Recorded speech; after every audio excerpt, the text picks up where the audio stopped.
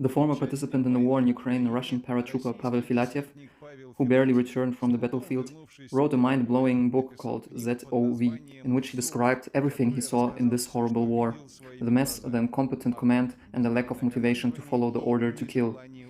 After he published his book, he had to change his place of residence daily for 2 weeks so that he would not be tracked down by the Russian authorities. Filatyev did not plan to leave Russia, but at the same time, according to him, he was persuaded to do so. Now he is outside of Russia. In this video, I voiced some sections from his book. The link to the original can be found in the comments. Here we go. It's been a month and a half since I returned from the war. I know that it is not allowed to say the word war. However, this truly is a war. It is our Russian army that shoots at the Ukrainian, and they shoot at us. Shells and rockets explode, while soldiers are dying on both sides. And those civilians who are lucky enough to live where it was decided to start a war and to call it a special operation, those civilians are also dying. After some financial problems in August last year, I decided to return to the army. At the age of 33, I had not even got my own home. I received the order to join the unit in Crimea. 10 days later, the commander gave us uniforms, but only summer uniforms.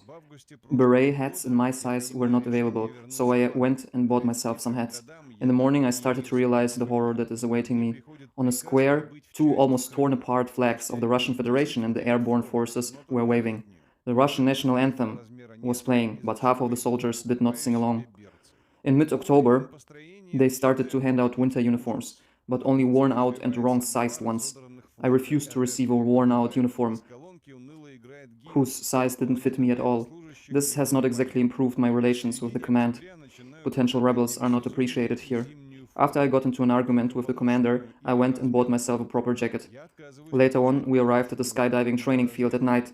We had -degrees Celsius and rode in open Kamaz trucks. Everyone arrived half frozen to death. Many soldiers were without warm clothes.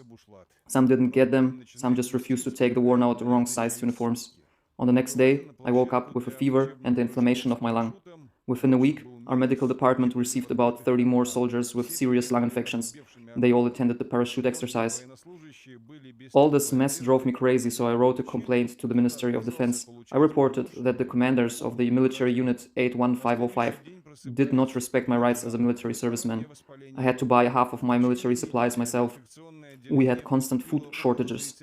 After 3.5 months of my service, I still didn't have an entry in my military ID stating that I served in this military unit. I also still hadn't received a rifle.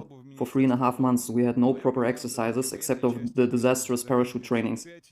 Among the contract soldiers, there was an atmosphere of apathy.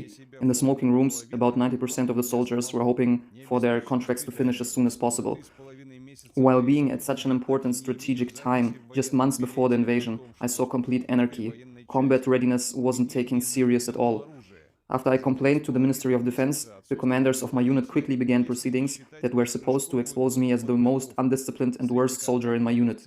When the Department of Defense responded to my complaint by wishing me strong health and by recommending me to work on my own discipline, my desire to serve in this madhouse disappeared completely. My unit was part of the Russian Airborne Forces, an elite branch of our Supreme Commander. It's scary to imagine how things are going in other units. In mid-February, my company, like many other units, were at the training ground in Crimea. While watching the news, I understood that something terrible is about to happen. Everyone who was sick or wanted to resign was forced to go to the training field. On one hand, I didn't want to have anything to do with such an army in which you as a soldier are not valued and where your legal rights are only written on paper, while your salary is lower than that of a grocery store employee. I also understood that this army was not combat ready. On the other hand, I thought that now, when something big is about to happen, I would be a coward if I would suddenly decide to leave my comrades. Our entire company of 40 people lived in a single tent, which had a bunch of holes and a small stove. Even during the war in Chechnya, they were more organized. There was no place to wash ourselves. Those who arrived later, like me, didn't receive a sleeping bag or a camouflage suit or armor or a helmet. Some tents didn't have enough firewood to keep the stove on. Due to the lack of showers, some decided to go and wash in the nearby lake during winter, which led to the hospitals being fully occupied with sick people by February. At one point, we even got the order to avoid going to the hospital. As soon as I saw my commander, I asked him where my sleeping bag and my military gear were. He replied that there are no sleeping bags and that finding gear and ammunition is my own problem. During the next couple of days, we went to the shooting range, where I finally got to practice with the rifle again. Before that, I didn't even have a fixed weapon. It turned out that my rifle had a broken belt and was full of rust. During the first shooting exercise, the ammunition got stuck in the rifle. On the 20th of February, we got the order to urgently pack up and move out. A march to an unknown destination was ahead of us. Back then, most of us believed that this could only mean that our training was finally over. Turned out we had to go to an open field close to the town of Armyansk in Crimea, right on the border of Ukraine. In many tents, the heating wasn't working. Everyone was dirty and exhausted. Some of us lived on the training grounds for over a month, in the worst kind of conditions. Everyone's nerves were on the edge. The atmosphere became more and more serious and incomparable. No one understood what was happening. Everyone was guessing. On the 23rd of February, the division commander arrived and congratulated us on the holiday, since it was the Defender of the Fatherland Day. He told us that from tomorrow on, the salary will be raised to $69 per day. That's about 7,000 rubles, which was about $2,000 per month, plus our usual salary on top. This was a clear sign that something serious was about to happen. I understood that this is not a Crimean-style operation, but a full-fledged war, when we were crossing the Ukrainian border under shootings of missiles accompanied by military helicopters and jets. Already then, some of us soldiers were saying that no money in the world would be worth all of this. On the 24th of February, I woke up at 2 a.m. in the back of a Kamaz truck. I heard shots fired somewhere in the forest. Everyone turned off the engine and headlights. I heard a loud noise. The sky became bright from the explosions. To the right and left of our column, artillery was fired. It was not clear what was happening, who was shooting, and on whom. I anxiously realized that a peaceful Crimean-style takeover will not happen and that a horrible nightmare lies ahead of me. I couldn't understand it. Were we firing on advancing Ukrainian soldiers or NATO soldiers? Or are we the ones who are attacking? Who is the target of this enormous hellfire of shells? The army is structured in a way that doesn't allow asking questions. No one was explaining anything to us. I could either drop the weapon and run back or follow the others straight forward. Now I understood that I have been used and exploited. With the help of vicious trickiness, mass media, patriotism, the force of law, the threat of punishment, and also with some sugar in the form of a salary, a potential reward, or a higher rank. Our column started to move forward. I heard shootings and explosions in the direction where we were going. Our Ural trucks slowly crossed the broken-down border checkpoint between Crimea and Ukraine. I saw smashed or smoking cars while crossing the border, road signs with Ukrainian letters and Ukrainian flags. Suddenly, we had to stop on some deserted road and we got the order to prepare for a battle. All of us quickly went out of the cars and went into our positions along the road. We were getting ready for combat. Some were on their knees and some were laying down. Some were standing around like idiots because they didn't want to lay in the dirt. Being as inexperienced as we were, it was good that the command was based on wrong information. Otherwise, a prepared enemy would have ambushed us really well at that moment. Throughout this whole time, I was driving with a loaded bullet in my rifle, ready to shoot at anyone who meant danger to us. Where we were driving to was still not clear. The only thing that was clear was that an actual war has started. Later on, I got informed that we were driving to Kherson to capture the bridge that crossed the river Dnieper. It became clear that we have attacked Ukraine. I found out that we already had soldiers who were wounded or dead. A fighting jet flew low and right over us. Nobody understood if it was ours or theirs. Our commanders were cut off any communication line. The commander said that he couldn't reach anyone and didn't know what was happening, but that the most important thing was that we don't piss our pants because we will need to move forward soon. He said it with a sense of courage, but I could see in his eyes that he was also shocked. On the 25th, we got ready to move forward. Suddenly, the chief medical officer of the regiment appeared. He went and searched where he could place a wounded soldier. He saw that our truck was only carrying 2 people and the rest of the truck was filled with boxes of mines. He decided to place the unconscious guy on the boxes with explosives inside our truck. The medic gave him an injection, wrapped some foil around him, and asked us to keep an eye on him. He told us that when he starts bleeding again, we need to tighten the bandage.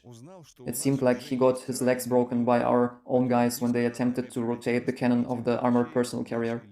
The poor guy was lying there and mourning quietly. He kept repeating that he was cold.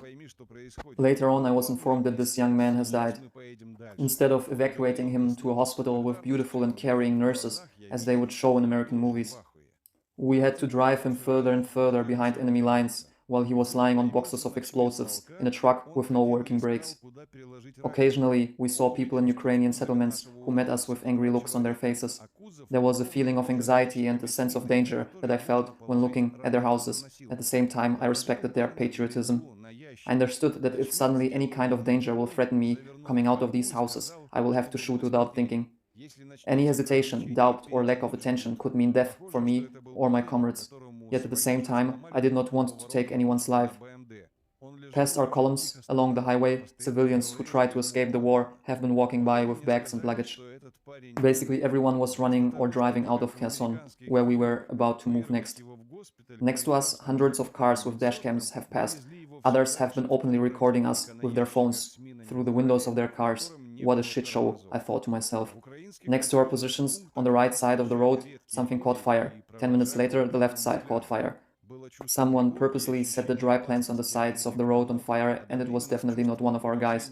Some kind of anger against the civilians developed inside of us. I understood that we were not welcomed here, but for the sake of their own safety, it would be better for them to keep their distance from us. The behavior of the civilians was impressing and angering me at the same time. And what the hell are we even doing here? We were not trained for this. We are neither the police nor some sort of riot guards. We were expecting a combat with the armed forces of Ukraine and not with civilians. Nobody wanted to explain to the civilians why we came to their land because we didn't know it ourselves. But it was too late to argue, I thought. I was on the front line, and from now on it's either you or the enemy. On the 28th of February, I found out that someone in an armored personal carrier has shot a civilian car that did not stop in time. Inside the car were a mother and multiple children. Only one child survived. The death of innocent civilians was and will be a part of any war. Yet it still created a growing feeling of aversion inside of my soul. While our governments try to figure out between themselves how their citizens have to live, soldiers on both sides are used as tools. Peaceful citizens are dying. Their familiar world is collapsing. When you realize this, you don't know what to do about it. When you just drop everything and leave, you become a coward and a traitor. When you continue to participate in this, you become an accomplice in the death and suffering of innocent people. I couldn't stop thinking how exactly we were supposed to storm Kherson. I don't think that the city's mayor will come out with bread and salt and raise the Russian flag on the administration building while our column will roll into the city like a military parade. I heard that Kherson was quite a big city. If we would drive there in a column, we wouldn't survive. I knew our level of preparation and organization and expected the worst. How bad would things need to be going inside the Ukrainian army to make our commanders decide that we could take the city in a couple of days? Yesterday, the element of surprise was still on our side, but then everything went as usual. In peaceful times, our army is just a mess, and during wartime, it becomes even worse. The enemy's artillery is expected to hit us at any moment. It became obvious that we will have a lot of wounded and dead troops. Our planes and helicopters haven't been seen for quite a while now. There was no line of communication. Everyone was tired and wanted to sleep, but the prospect of dying while being asleep was also not desirable. Some used their last strength to dig trenches. We were about 500 people. Our equipment was chaotically placed around us. It was clear that these trenches in the sand would not save us from the multiple rocket launchers. I walked around with a bad feeling in my throat. I understood that I might not survive until the evening. When I walked up and chatted to a group of comrades, they told me that from their 11th Guard Air Assault Brigade, only 50 men were still alive. I found it insulting to know that I will die so shamefully under the blows of the MRLS and the counterattack of the Ukrainian army. For us, this whole situation will be a pure meat grinder. We were exhausted, we were not on our land, we didn't know the area around us, and we had no method of communication with the higher command. We were left without air and artillery support. Those who went further into the front line were already dead. Where were the main battle forces of our army? Where were our armored vehicles and our missiles? Where were our White Swan bomber aircrafts and all the other shit that was praised by our TV propaganda? All our preparation was only written on paper. Our actual equipment was hopelessly outdated. We are an air assault battalion that was sent to a war on unarmored vans. A huge amount of equipment simply couldn't drive the 200 kilometers to reach the battlefield. Even our tactics are still the same as those of our grandfathers. With this kind of thoughts, I passed by another van of my company and saw that someone has found a bottle of cognac. We were getting ready to storm Kherson. The Russian airborne forces do not have serious combat equipment. We are not the main Russian army. Our total strength across the entire country amounts to 40,000. A part of them are conscripts who are stationed at permanent locations across the country. Where is our main army? After a short drive, there was a small bridge ahead of us. This was already the entrance to the city. At the bridge, our column lined up and everyone took their positions. I thought that this was an ideal place for an ambush. Our column was standing on a narrow road. We were the ideal target, inside our unarmored vans.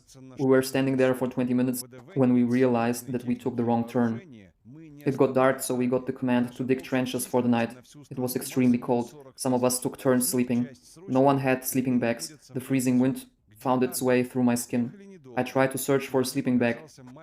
Some of us have found some cardboard and towels and tried to use them as blankets.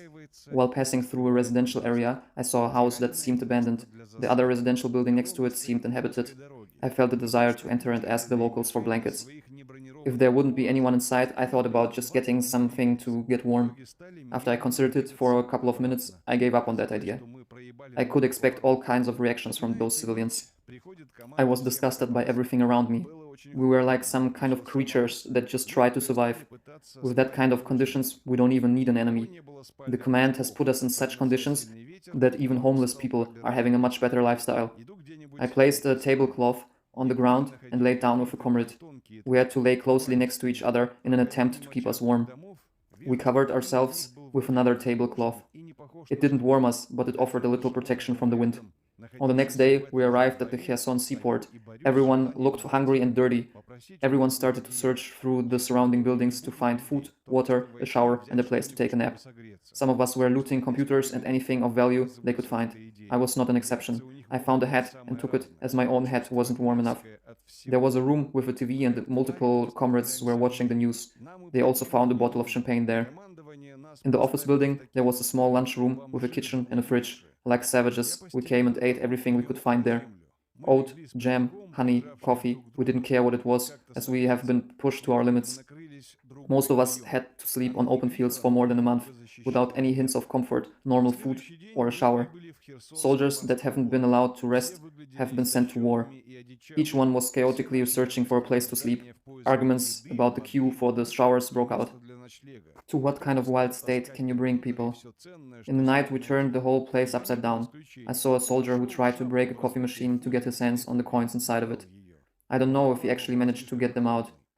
On the 3rd of March, we heard rumors that we will continue to storm Mykolaiv and then Odessa. I couldn't believe it. Didn't the commanders at the top understand that we were completely exhausted? We heard rumors that the infantry from the motorized rifle brigade are sending masses of refusals, and this is why we don't have any options to rest. An extreme anger towards those who refuse to serve has emerged. For a month or so, each day looked about the same. We were digging trenches while artillery was firing at us, and we fired ours on the enemy. Our aviation was almost not visible. We just had to hold our positions in the trenches on the front line with no chance to sleep, eat or wash ourselves. Everyone was bearded and dirty. Our uniforms started to fall apart.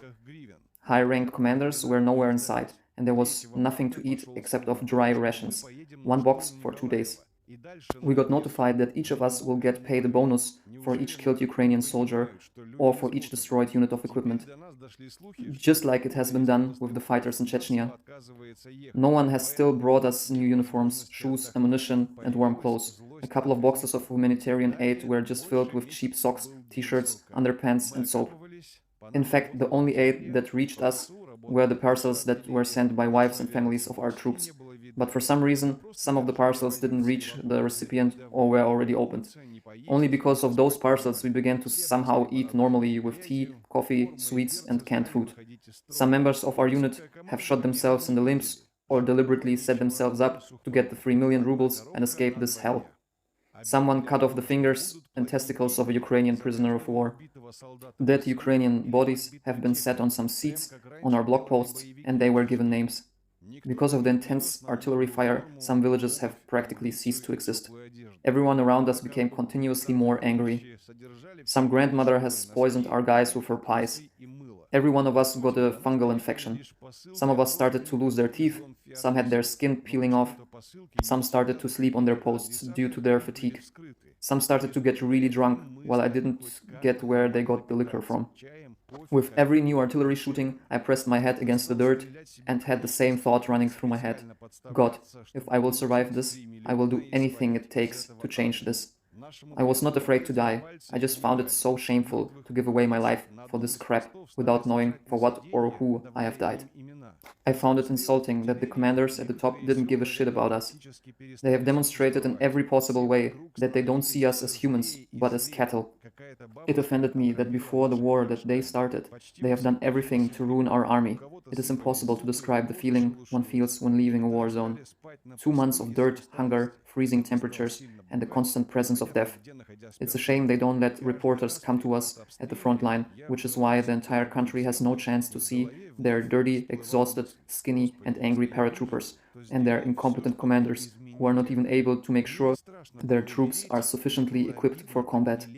Half of our troops have started to wear Ukrainian uniforms because they were of higher quality, and our own uniforms were falling apart, while our great motherland wasn't able to feed, dress, or equip its own army. In mid-April, a bunch of dirt flew into my eyes after another artillery shelling, which led to an inflammation of my eye. After 5 torturing days of suffering, my eye was completely closed due to the swelling. Due to the risk of losing my eye, I was allowed to be evacuated. The medic who organized the evacuation on the front line asked me to notify the medical department that he is in desperate need of new syringes and painkillers. On the front line, even those basic necessities were missing. It is quite simple to just compare the first aid kit of a Russian and that of an American soldier, which can now often be found among Ukrainian soldiers. It is the same as comparing a Lada to a Mercedes. I was brought to one of the barracks, which was designated for those who were discharged from the hospital and sent to wait to be returned to their units. There were hundreds of soldiers who came from the front line. They were in a very bad mental state, yet you could see that they were happy to survive the cell and to return to civilization. Some of them have started to stutter. I've seen 2 who struggled with amnesia. Many of them became heavy drinkers, who spent the money they got on nightlife and prostitutes and managed to lose 100,000 rubles per night. My treatment and medicine had to be paid by myself. For 2 months I tried to get the army to pay for my treatment. I went to the prosecutor's office, to the commander's office, to the head of the hospital, and I even wrote a letter to the president. Nobody gave a shit about me. No insurance, no treatment. I decided to go through the military medical commission and ask to leave the army due to my health reasons. The commanders said that I was evading my military duties and handed in documents to the prosecutor's office to initiate a criminal case against me. This is their way of forcing people to return to the front line. Their goal is to try to make as many people as possible to go back to the front line to receive a new medal, even if those soldiers are not sufficiently trained or equipped. This is an army that exploits and misuses those soldiers who already have been at the front line and who don't want to go back to die for God knows what. A lot of relatives of fallen soldiers have complained that they have never received the promised compensation for their loss. Sick and wounded soldiers are often denied to receive the promised compensation or insurance. More than half of the regiment has disappeared. Some have resigned for various reasons, while some became sick, wounded, or simply died. There are even soldiers who still haven't received any salary or compensations for their service under a contract because based on their documents, they haven't been there. Letters to the Ministry of Defense are being ignored. I also haven't received the 3 million rubles that wounded soldiers are supposed to receive. During the 2 months of my participation in the special operation, I received 215,000 rubles, about $3,500. The main reason for the failure of the Russian army in Ukraine is that we didn't have the moral right to attack another country, especially because the nation of this country is the closest to ours. When all this began, I knew only a few people who actually believed in Nazis or who wished to wage a war against Ukraine. We didn't have hatred, and we didn't consider the Ukrainian nation our enemies. The second reason is the way everything started. This so-called special operation has been started by randomly shooting the Ukrainian territory with artillery, aviation, and missiles. What kind of reaction from the Ukrainian nation have we expected when people on the 24th of February have been woken up by explosions of artillery, aviation, and missiles? Which commander has actually expected that after such a start, the Ukrainian nation will not rally against their invaders? The third reason is the terrible corruption and mess inside our army that was morally and technologically outdated. A career growth was only possible if one has connections and if one is loyal to the system. In this kind of army, to avoid problems, you need to keep your mouth shut and do as you are told, even if what was told is absolutely stupid. Our commanders are still taught how to lead an army of conscripts and not an army of professional contract soldiers, who are often older than their young commanders. The personal selection of the army is far from any common sense, and it's extremely difficult to get out once you are inside. The salary of contract soldiers is just humiliating. The military regulations have been written for an army of the past, and it still hasn't been updated to fit the modern world. We all serve there, but we do not make the army stronger. Most of our equipment is outdated and there is just not enough of it, and the complex system of supplying new equipment does not work effectively. Much of it only exists on paper and reports. Our uniforms are uncomfortable and of low quality. Many troops buy European or American gear or even wear Ukrainian uniforms. Why are we again, just like in 1941, not ready for the modern military reality? Why do millions of men who serve in the army know about it, yet decide to not speak out? Most of the people inside the army are not satisfied with the government, with Putin and his politics, as well as with the military commanders. They are not satisfied with a minister of defense who hasn't even served in the army. Most of the soldiers don't want to kill and don't want to wage a war.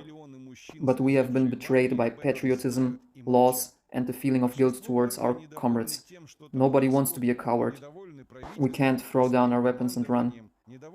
I did not see the kids of our famous TV propagandists Solovyov, Skabeyeva, or Kiselyov in the trenches, but I constantly hear them demanding to continue to kill. Is there even a single son of a Russian deputy who actively participates in this war? Are their kids more valuable than the kids of ordinary people? Or do their parents simply don't want their sons to go through what we have gone through? Many of us decided to go there because it was their only chance to earn some money. We all became hostages of many factors, such as revenge, patriotism, money, debt, career, and fear of the government. It's game over for us. We didn't unite Donetsk and Luhansk. We started a brutal, horrible war. A war in which cities were destroyed and which led to the death of elderly people, women, and kids. Thanks for watching. Please consider subscribing, upvoting, and donating to support more translations of historically important content. Thank you.